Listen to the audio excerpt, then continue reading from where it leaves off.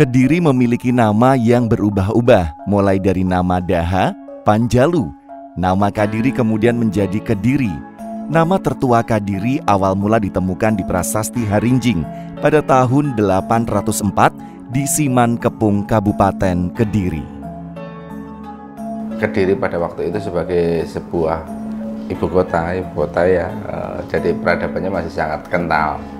Pada periode masa itu memang peradaban itu masih berciri khas agama Hindu dan Buddha, sedangkan Islam sendiri mulai masuk di Indonesia pada utamanya itu kan sekitar abad ke-7 ya, tapi itu pun posisinya masih di pesisir ya, masih di Leran, Gresik dan sebagainya. Tapi bukan tidak mungkin Islam itu sudah melakukan interaksi dengan penduduk-penduduk yang ada di Kediri.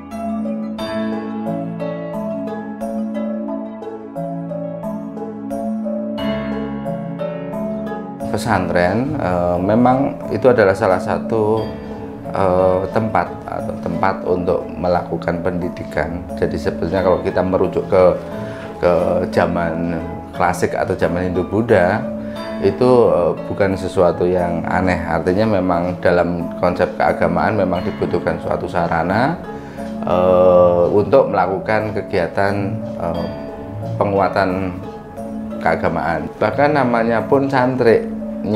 Orang nyantrik itu orang yang memang mau belajar di tempat itu. Nah, kata cantrik itu sendiri yang akhirnya nanti diadopsi menjadi santri, gitu kan, dalam konteks agama Islam. Memang sangat sulit untuk menundukkan Kediri karena latar belakang Kediri itu sangat besar sekali. Jadi kebudayaannya sudah settle begitu, sudah sangat kuat, peradabannya sudah sangat kuat, dan pernah menjadi ibu kota kerajaan, pernah menjadi kerajaan, dan pernah menjadi bagian dari Majapahit dan kembali menjadi ibu kota Majapahit pada 1486. Itu memang sangat sulit untuk mengislamkan Kediri. Namun pada akhirnya Kediri yang pada waktu itu di bawah Adipati Katawongan akhirnya harus mengakui Islam sebagai agama yang ada di wilayah Kediri pada waktu itu. Termasuk ada beberapa pesantren yang kalau kita bisa bicara ke abad ke-18 di tahun 1825 sampai 1830 itu memang terjadi perang Jawa, yang peran pesantren itu juga sangat penting dalam membantu pergerakan Pangeran Diponegoro dalam melakukan perang Jawa.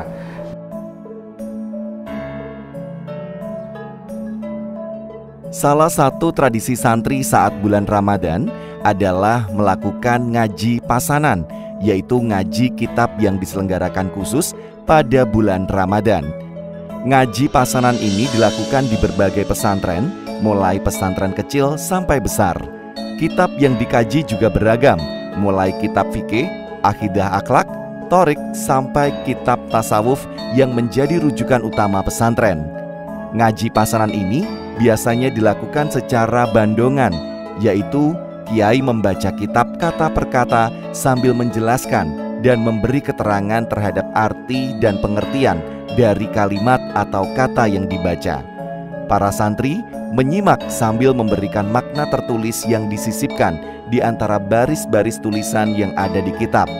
Seperti yang dilakukan di Pondok Pesantren Ploso di Kabupaten Kediri, salah satu pesantren tertua di Kediri yang masih rutin melakukan kegiatan ngaji pasanan menggunakan metode bandongan.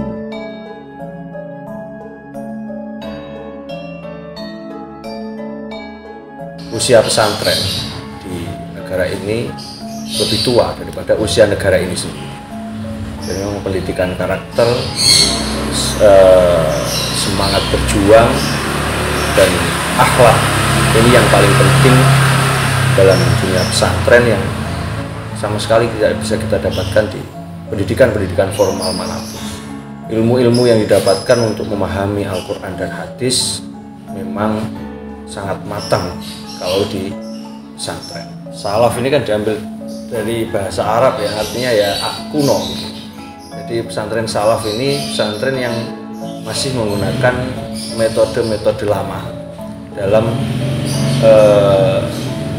belajar mengajar, sama seperti di tempat kita ini masih menggunakan metode tebu ireng zaman Mbah Hasyim Asy'ari.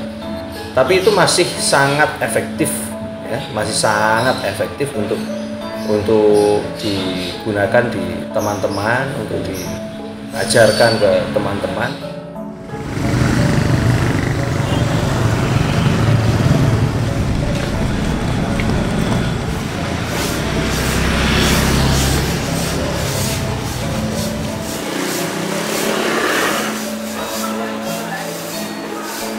Ya, kalau pondok modern ini ya lebih ke pondok pesantren hybrid, ya, hybrid, bukan hanya melulu mempelajari tentang ilmu agama atau ilmu bahasa Arab, tapi juga lebih ke ilmu formal juga, ada SMP, ada SMA-nya, cuman tanpa melupakan ilmu agama dan karakteristik pesantren. Kalau di Ramadan ini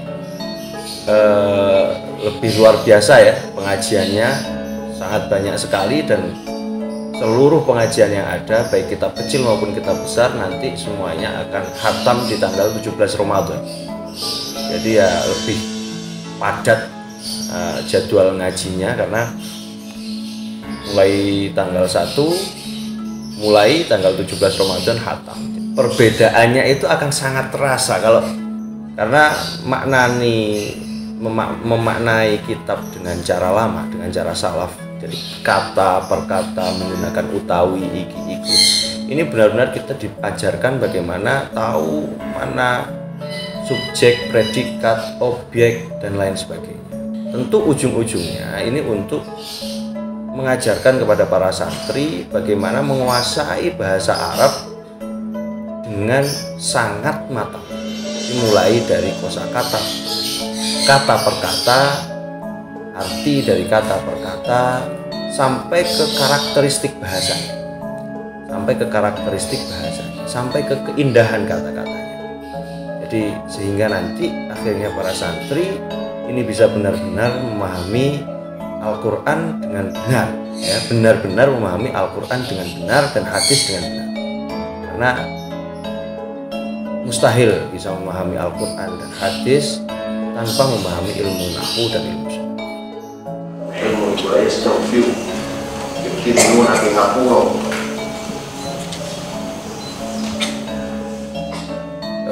Keberadaan pesantren ini terus eksis di Indonesia, terus bisa menghasilkan produk-produk santri-santri unggulan, santri-santri yang benar-benar santri 24 karat, ya, ini yang memang harapan kami sangat berharap.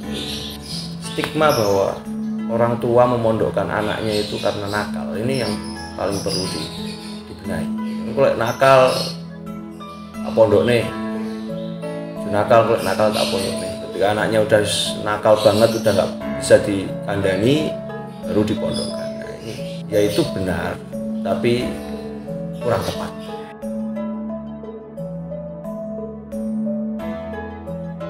Karakteristik bangsa ini ditentukan oleh pemuda-pemudanya. Sangat tercermin dari apa yang dilakukan oleh pemuda-pemudanya. Maka kalau pemuda-pemudanya ini dari kalangan milenial, dari kalangan Gen Z, ini jauh dari ilmu agama, jauh dari pesantren, tentu etika dan moral bangsa ini akan tidak patut untuk dipertontonkan. Jadi ya sangat penting adanya generasi muda Gen Z dan milenial untuk masuk ke dunia pesantren. Saya pikir itu. Wis dawuh sapa Imam Ibnu Malik. Sobat BKN yang senantiasa dirahmati oleh Allah Subhanahu wa Ta'ala, selamat menjalankan ibadah puasa di bulan suci Ramadan ini. Mudah-mudahan ibadah kita diterima oleh Allah Subhanahu wa Ta'ala dan kian menjadikan kualitas diri kita semakin meningkat.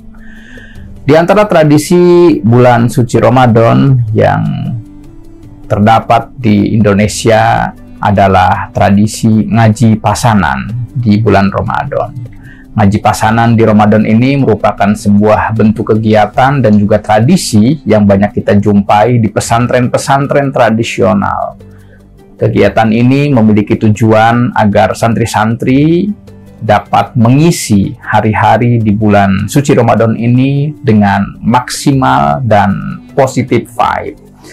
Dalam kegiatan ngaji pasanan ini terdapat semangat untuk mengisi hari-hari Ramadan dengan ilmu, dengan pengetahuan, dengan keberkahan, dengan kebaikan sebagaimana yang diajarkan oleh Nabi Muhammad SAW. Beliau Rasulullah SAW bersabda, yang kurang lebih artinya, barang siapa yang berpuasa di bulan suci Ramadan dengan penuh keimanan dan berharap akan pahala, maka niscaya ia akan diampuni dosa-dosanya yang telah lalu. Dalam hadis yang lain, Rasulullah SAW juga menegaskan tentang kewajiban untuk mencari ilmu dan juga menuntut pengetahuan. Hadis-hadis ini menekankan pentingnya menjalankan ibadah puasa dengan penuh keimanan dan juga harapan akan pahala dari Allah Subhanahu wa Ta'ala. Salah satunya dari bentuk harapan akan pahala itu adalah dengan terus melakukan kegiatan mengaji, kegiatan belajar mengajar di bulan suci Ramadan ini. Selain itu, kegiatan ngaji pasanan di bulan Ramadan juga menekankan pentingnya tradisi keilmuan dan ngaji kepada guru. Dengan melibatkan diri dalam kegiatan mengaji dan tradisi keilmuan ini, para santri dapat lebih memperdalam pemahaman agama dan meningkatkan kualitas diri, kualitas pengetahuan, kualitas ilmu, kualitas ibadah mereka.